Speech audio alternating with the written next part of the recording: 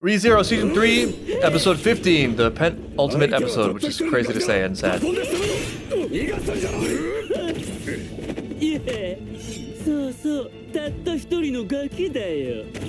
Finally, some more gluttony. Gluttonies. So fast. I need you to stop what you're doing right now and just tell me what you think about gluttony. What does gluttony mean to you? What does love mean to you? I mean, anything. Whatever you want to talk about, it's fine. Just tell me something, gluttony. Gluttonies. Get him, Gaston.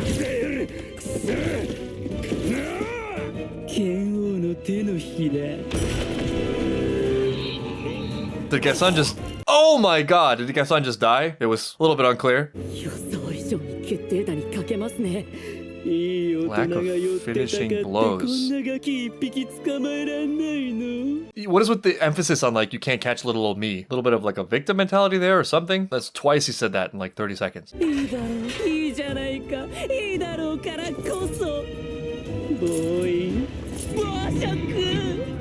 What? What does that mean? Great, acceptable, wonderful, etc. That's what makes it gluttony? Once again, this is going to be way out of left field given this one random line. Recently, I was thinking about gluttony as a sin, and then I guess more broadly, pleasure as a sin. And then from there, just like any emotion, it's weird because with overindulgence in a thing, and this maybe is just like one of those cute but stupid rephrasings that has no meaning, but there's a point at which it's like the things are consuming you. But I think pleasure is often associated with sin for that reason, because it's easy to get lost in the pleasure of the thing, where the initial reason why that pleasure has existed in the first place has been lost. And it's just like the pleasure for its own sake in kind of a super stimuli-like fashion. You're just a mouse pushing a lever for a hit of cocaine or whatever it was they gave those mice. This also happens to be, whether intentional or accidental, one of the broader themes, I think, in Severance, where like if you don't see the higher meaning of the higher purpose, you're just chasing this chemical wheel over and over again in a state of reliance. What's weird to think about though is that this doesn't apply only to pleasure. It also applies to just about any really deep emotion, like anger. You know, anger is addicting. Self-lamentation. And there's something so powerfully drug-like about emotions. I actually was thinking about this in the context of understanding, about some of the difficulties in discussing issues, because there's this palpable difference in like conceptual understanding and emotional understanding, where emotional understanding is just so rich, you know, like to understand pain, for example, it's just like flowing through your blood, gives such a depth of something like experiential understanding. This is behind that thing of like, you don't understand my pain. The danger is that it's so intoxicating, you can get so lost in it, that it becomes something like a means to itself and continues to be sought out to the point where, again, it's consuming the individual. Whereas conceptual knowledge is calmer, it's clear, you're not possessed by the thing, and the trade-offs being you're maybe detached, you're lacking a certain amount of sympathy. He is consuming people's whole identities, and he almost seems a little bit wistful about it, sort of like an addict who like really loves the thing but hates his life, and also therefore probably hates the thing. And accompanied with that is also the idea that like that's all there is, you know?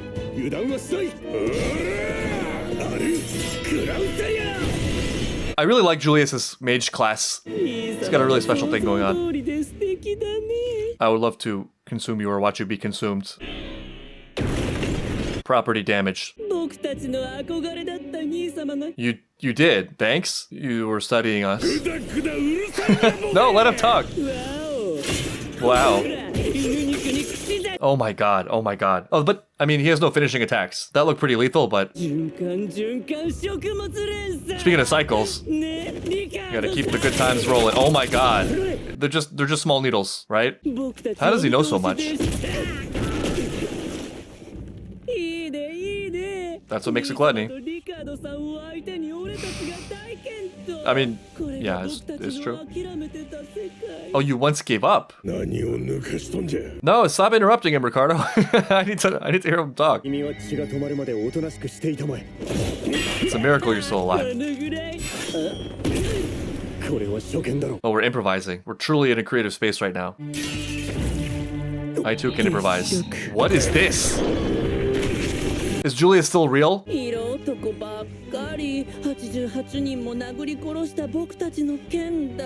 Okay, Regulus. Regulus had 88 wives, Gluttony has 88 husbands, and he treated them all really well. What? He's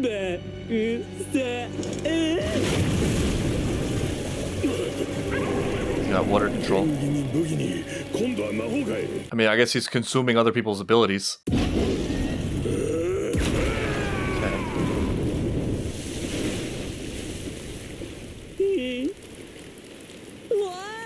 It is pretty.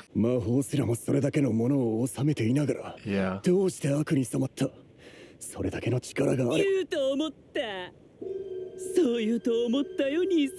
Okay, so you have a good answer. What are you talking about? Wait, did he like eat Julius's brother? Or is this just, is he just making this up? Well, this is real. Or not. I don't know what to think. Gluttony just writing fanfics? We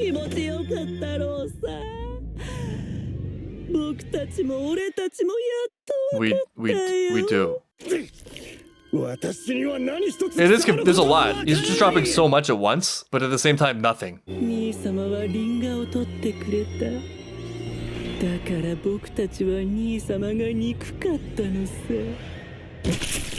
That was not Gluttony's blood. Oh, back to lust. Man, what does it mean? It's also interesting, but the fact that it's so varied makes me not even know what to believe. It just sounds like he's making stuff up. You know, life is terrible, life is beautiful. You picked an apple for me. I admired you, I expected this from you, I hated you. I had given up on life, life has so much beauty. Wait a minute, it just occurred to me, if this was true, Julius wouldn't know what he was talking about, just like Ram doesn't remember Rem. So this is possible, but it seems like a crazy coincidence. Unless he's deliberately seeking out strong people because of his own weakness. Actually, that makes a little sense, because I was confused about Julius's reaction as to whether or not he had any understanding of this, because it was kind of both at once, and that makes total sense with what we know about disappearing people. You can't remember, but there's some kind of emotion in there. There's a little bit of a subconscious reflection somewhere. There is nothing in life for me. I'm weak and helpless. I'll never get to experience anything good in life. All the various pleasures of being a healthy human. I gotta watch that flashback again. Okay, maybe this part of his identity at least was sick. And this is just Julius's brother that was sick, but if that extends to a larger part of Gluttony's character where there's something weak and frail about him and he's just looking up at everyone else, experiencing the various things of life and making things for themselves and picking fruit. That also maybe explains the gloating. Like, you all slept on me, but look what I can do. That kind of insecurity-led boasting. Also, I wonder what the connection is that the water things he summoned look like the beasts Otto summoned earlier. Like, everything he does is a copy. Nothing is original. There's nothing unique for him.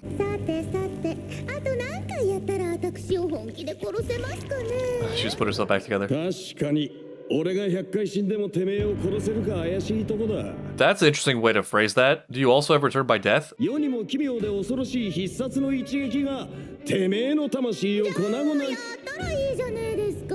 two have a lot of chemistry.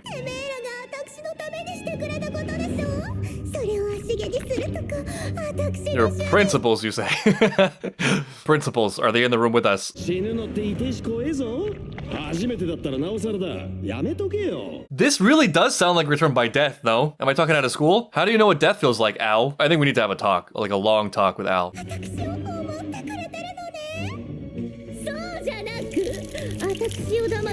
Nobody could actually like you. It's all about manipulation, you see. Genuine love is not real. It's all superficial. So you must use whatever tools you can to get the maximum amount of love points and attention points from people. I like a dragon. It's kind of cute. I like how it's cross-eyed. This is obviously not going to kill her.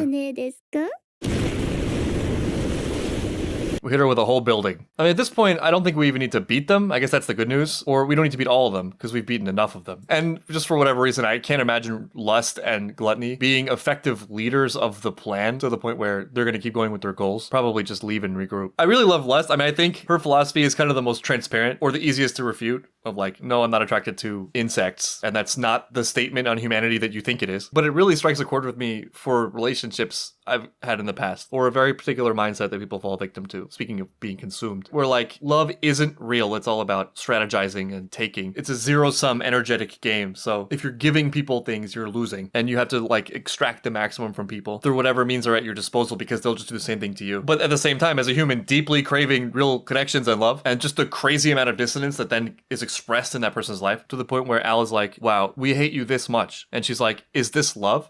Notice me, Al senpai. Cue that old idea. Hate is not the opposite of love. Indifference is. Where hate, you know, at least like someone is very real to you. You are giving energy to them. You acknowledge their existence in a very real, deep way. But it's not the same thing as love. Al drops a building on Lust. She's like, ah, yes. Is this what love feels like?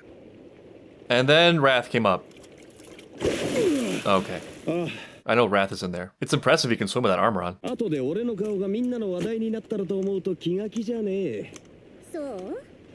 Is it that bad? Did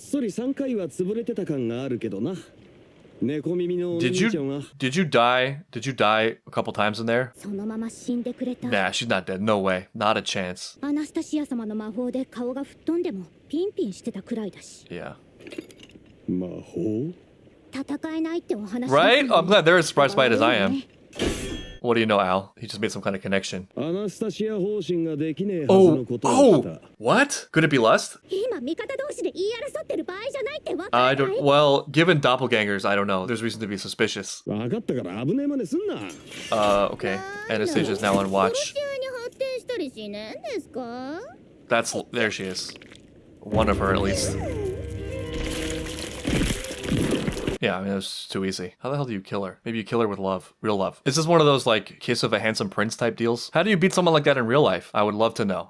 I'm asking. I'm genuinely asking. How do you deal with somebody who craves love and actually is very loving, but in, like, Evangelion hedgehog dilemma style? As soon as they get close, they feel the barb of potential betrayal, and so they reflexively stab back, try to even the scales out to a more comfortable place. How do you counter that? It's one of those things where I feel like there is a method, but it's not a fix. It's not something that can be dictated externally. And I think it's probably very general and applies to a lot of things, which is just extreme personal strength and steadiness, where like you're in a position where you're so uncompromised that you can be steadily giving in a generous, loving way without an attachment to the result. But that's really difficult. And it also can't be weakness. It can't be indulgent, right? Like, I need you to be happy or I need you to stop this. You have to be like a rock always. Because I think part of the underlying message that's been internalized for anyone with this pattern is that nothing can be trusted, that everything good is just a disaster waiting to happen. Like, the collapse is imminent. And as soon as you feel a moment of happiness or something actually genuinely beautiful, that is like a causal precursor to everything crashing down on your head. So if you never have any sort of emotional indulgences for that person's wild swings and attention-seeking tactics and attempts at causing conflict, because in a way, those attempts at conflict are a test of the hypothesis of like, yeah, no one can be trusted, but there's a secret hope in there that there's something stronger than me out there that I can save me. Whereas so far, it's all just crumbled. It's like picking at your own scab. You're so eager for it to heal that you prevent it from healing. Because also, somewhat tragically, people who do have the strength and the resolve to be that person just won't deal with it because they don't have to. They live a healthy, probably relatively stable and content life. So why are they going to spend time in that world? That sort of personality almost selects for and maybe even seeks out people who can't weather that storm in this cycle of very weird, self-destructive, personal confirmation bias. Also, I'm just going to preempt you and say it. No, I'm not attracted to rats. Yay. That's great news. No one did for a second. 今日はこれで引き上げますから Huh? I mean, there's no real reason to be here anymore, right? We kind of failed. 私のやりたいことは済んだし Yeah, they're not all going to be here for the same reasons, right? 彼らの面も覚えましたし Oh, is this like toga, like imprinting? それでも私を追いたいってんなら仕方ねえですね Actually, we kind of want you to leave. 半端で醜くて生きてて死ん They're really not that ugly, though. いいですねなんであんたはこんなことができるの The guy, like, called me ugly that one time, and that just sent me on a whole journey. I really had no choice but to become an archbishop. That's a joke, but, like, honestly, those things go deep. Sexual and romantic viability, that's one of those deeply pernicious things that I feel like I've seen people struggle with that for decades. Constantly seeking validation in a way that can never be given. Like your mom saying you're handsome. It just means so little. And then, like, everyone who does like you just becomes your mom, if you know what I mean. どうしてこんな残酷なことが死体で遊ぶななんて教わってねえからですかね That's not the reason. Is she the necromancer? てめえら気張って殺しまくって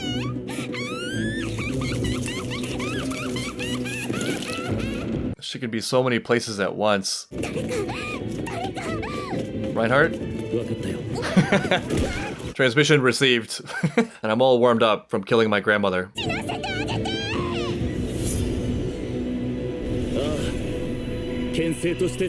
All this duty talk. I think we need to, take a step back and think about this sword stain thing for a bit. Duty for what? Duty to who? And back to Gluttony. So Lust got out. I'm kind of glad. Yeah, he's just been stealing stuff. There's nothing original about him.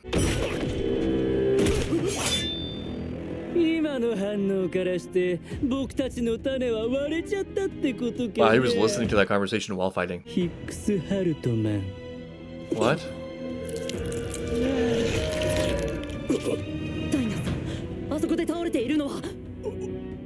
Oh, he just consumed a soul. Why did it involve licking his hand?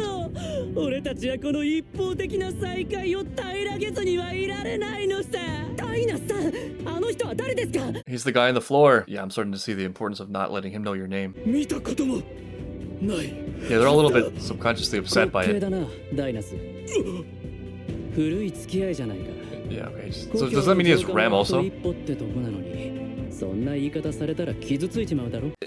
It's so weird. It's so weird. I don't know. It seems like in a weird way there's like a deliberate living out of some sort of victim thing. I'm just so useless and like not noteworthy and everyone else is so much better than me. And then he consumes the person, which means that no one can remember them, and then uses that as a point of lamentation about how tragic it is. Like, I actually meant so much and you don't even remember me. It's weird. It's living out this self-destructive fantasy. And this is largely confirmation bias on my part, but it could fit with what I was saying earlier about that sort of emotional indulgence. The addictiveness of being consumed by one's emotions. Maybe there's some overlap here with wrath, where I think without active work, we're always sort of primed for emotional messaging. Like, there's just a frequency that is immediately resonant and therefore contagious. And there's something pleasurable or at least addictive about just sort of being consumed by it, to the point where the emotional messaging of the thing just becomes the water everyone's swimming in, to a point where it can supplant reality almost in people's conceptions. Emotions are just juice. I mean, even just today, as one very small example, I was thinking about how like the anxiety of thinking about all the things I have to do and feeling intense amount of pressure in doing more or getting things done or being productive or whatever. There's like this mental sleight of hand where that thing serves as an emotional substitute for a sense of accomplishment. It's almost like by being anxious about needing to do more, I actually am doing more when really it's nothing. This appears in discourse where people confuse emotion for truth, and they'll defend it not as one would defend an idea, you know, like in a discussion, but as a sort of self-defense, because there's a reliance on it somewhere. There's a reliance on the pain, the anxiety, the panic. ミリアンもメリーも守れなかったのはお前のせいじゃない。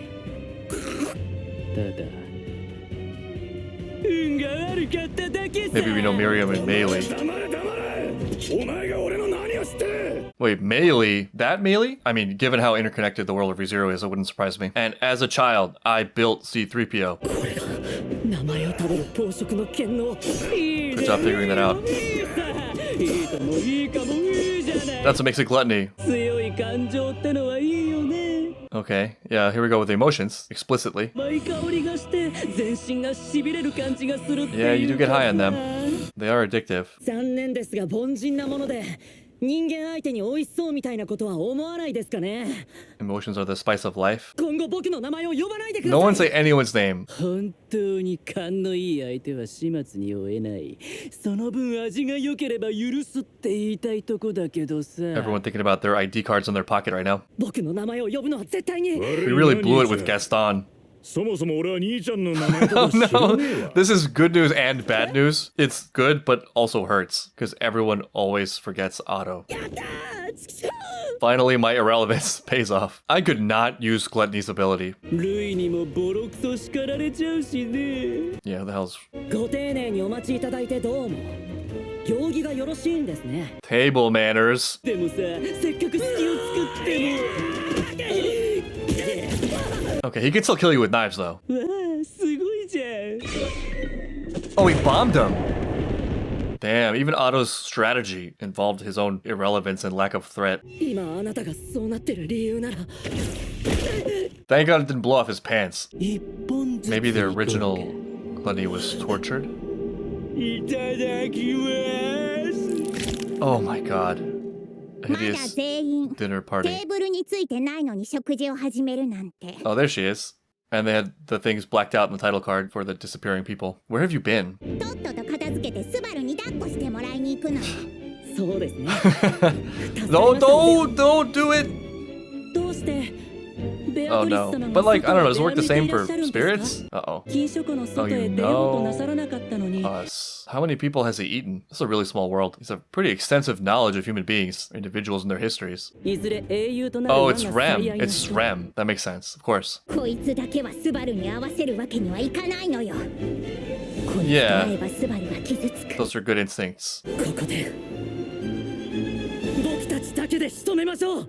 Wow, Gluttony is a real emotional roller coaster. I mean, all all the archbishops are in a great way. They're just a million little fragments. The fact that he's scarred, I take it that he had some extreme traumatic experiences, gave up on life, and then maybe something like just really identifying with pleasure, which I actually think in his case is pain. Maybe it's something like negative emotions as an escape or as a form of indulgence, which sounds weird out loud, but I think there is something to that. Like there are these sort of ruminating, nagging emotions that are haunting and feel terrible, but in a very strange strange way that's hard to look at because it's kind of evasive. Those things are doing something. There's an attachment to them. There is a compelling quality to them, which is why they're so pervasive, why they stick around so long, and why we go in circles with them. It might be something like it gives us some context, at least, for the world and for who we are, and maybe serves as kind of like a defense, you know, like the anxiety, for example, the self-hatred, the sad story, the ailment, the affliction, the unfair obstacle. It serves as a narrative that helps us make some intuitive sense of the world and who we are in it, without which we would sort of be returning to a void. I wonder if sometimes it isn't in part a really sly sort of sleight of hand, where those things are there because they were formed on a subconscious level to protect us from something that we actually fear more, that would be worse to consider, when actually the things they're protecting us from are not that bad and cease to become painful or cease to become obstacles as soon as they're accepted. You know, some unfathomable, unacceptable thing that may just be a fact, that once just incorporated as fact, ceases to have any venom. But like, it's scary territory because maybe that calls for some higher responsibility, some extra effort, or maybe the reality we're avoiding was initially conceptualized as having a causal link to something catastrophic when that link may not even exist. Maybe one example is that sort of rumination into how unfair life is and how, you know, the odds are stacked against me, people like me, whatever. Life is a rigged game. There's a truth that can be accepted there, which is that things are unequal. There's absolutely a dice roll at birth. That's perhaps not as devastating as it initially appears because there are just so many pathways in life. And actually your dice roll will specifically dictate the manner in which you can fulfill your destiny, of which I believe everyone has one. But it also serves to keep the thoughts at bay of like, what is my own responsibility in that? And like, what do I have to do to get there? And wow, I actually have a lot more choice in this than I want to admit because of what it would call for me to do. And so it feels terrible to think that you're doomed to fail, as if such a thing is possible. But also in some way it feels good, though good is not the right word. It's compelling. It's seductive because, well, if the world is stacked against me, then I can just sort of give in, you know, whatever. I can at least enjoy complaining about how life is stacked against me. I can have some sort of identity, some sort of solace in that. As I mentioned in a recent episode, I've been thinking a lot about panic. If you're panicked about things that are going on, it feels like you're involved in things that are going on. It feels like you're active in them. And your panic is a state of vigilance, which itself is a tool of defense. And it's not like there's nothing to that, right? But I would guess that a lot of that energy probably has no impact for the positive. And like, the truth is, we are vulnerable to a certain extent, maybe a large extent, to just events that play out in the world. And that's scary. But that's always true, and it's always going to be true. And we just have to do our best and live our best and not become corrupted by that thing, so that we're actually feeding negativity into the world and doing terrible things and not trying to enrich our lives and the lives of the people around us. I think there's some degree of this in identity seeking, where finding who you are in the world is difficult, and, you know, really becoming someone that we would respect is not easy and takes sacrifice, and it's unknown and unclear at times. And maybe that truth, if accepted, is fine. Like, it's okay to not know exactly who you are yet. It's part of your life's journey. It's okay to not have made it yet. I increasingly think it's a really nice framework to have, to not think of it in terms of I am ready or I am capable or can I do it, can I not do it, but rather it may or may not be something I am now, but it's certainly something I can become. But it's a little bit of a comforting defense mechanism because it's just comfortable to like have one pre-made. You know, I can just slip this one on. Or falling into another sort of zero-sum game thinking where my worth is not about me and who I am and what I can do, but is relative to others. So like a strategy that emerges there is just like taking other people down. Gluttonies are raving about their amazing pleasure and feelings, but the most dominant feeling I'm hit with watching them is sadness, grief. At least it seems like there is something here about emotional indulgence. You know, it's really interesting lately how much I've been coming across in media about like split bodies and split conception and split purpose. This split between the things and their meanings. So that's Severance, that's last year's Oscar nominated movie, The Substance. And I'm like getting similar things from ReZero, where it's like, I really don't know what value my life has or what anything really means. Like, what is the grounding to life and goal and purpose? I'm just sort of like here, and there are things that are around me that are pleasurable. So I guess that's the point. I guess that's the purpose. You know, like in Severance, it's like, well, you know, isn't work bad? Wouldn't it be great to just like not have to feel bad, or not understanding the meaning of food? So like, why don't we just remove the food? Which actually, speaking of which, comes up directly in ReZero. The Witch of Gluttony talks about that. Where like, yeah, food used to bite back. Getting food used to be a gift. It was treasure. It's life. There was sacrifice involved. So it was easy to appreciate. It's like, we get to live another day. Thank you for this food. Whereas now, like, what does food mean? It's just always there. It's you know, similar to air. There's a great economic example of this where like money at one point was a representation of value, and we've completely severed that relationship. Money is just something that can be created, and it's something that you earn and you use to spend. There's no more thought of value or like the underlying creation and synthesis and gifts to the world that it once was an abstraction for. But everybody wants money, and money is kind of seen as the ultimate game, or at least is often treated that way or thought of that way. Also partly because it's quantifiable, which we love. And this is becoming increasingly important to me because maybe I'm just becoming more aware of it, but it seems increasingly like we're just lost. and we don't really know what we're doing anymore, and so we just kind of need these temporary distractions, or we're just like picking the closest thing we can see and treating that as a good in itself, whether that's just like consumption as a good in itself, or my feelings as a good in themselves, the politics of the day, social media metrics as opposed to connections. And I've been wondering, is this not something that's just going to keep getting worse? So I'm starting to think that, at least in part, for a lot of human history, there was always a default meaning you could turn to, which is just like survival. There was so much higher to climb materially, you could always climb materially, and that gave you that feeling of self-progress and movement. But as we approach that point of diminishing marginal returns in comfort and in lifestyle, and as we turn away from what perhaps religion once provided of, just deeper humility in the face of the world and service to something higher than you, and also the more we lean into what feels to me like a relativistic or subjectivist slant of like my inner world kind of creates reality and everything is valid or equally valid. Emotion is as valid a conceptual origin as like pure reason. The weirder and weirder it's going to get. And so I'm thinking, in the absence of material struggle, in the absence of a clear roadmap, what comes in and fills the gap? What creates the wall? What is greater than us, gives us a higher narrative purpose than just like our immediate whims and emotions and trends of the day that humanity can anchor itself to, instead of getting lost in this very weird telephone game-like iteration of belief and values.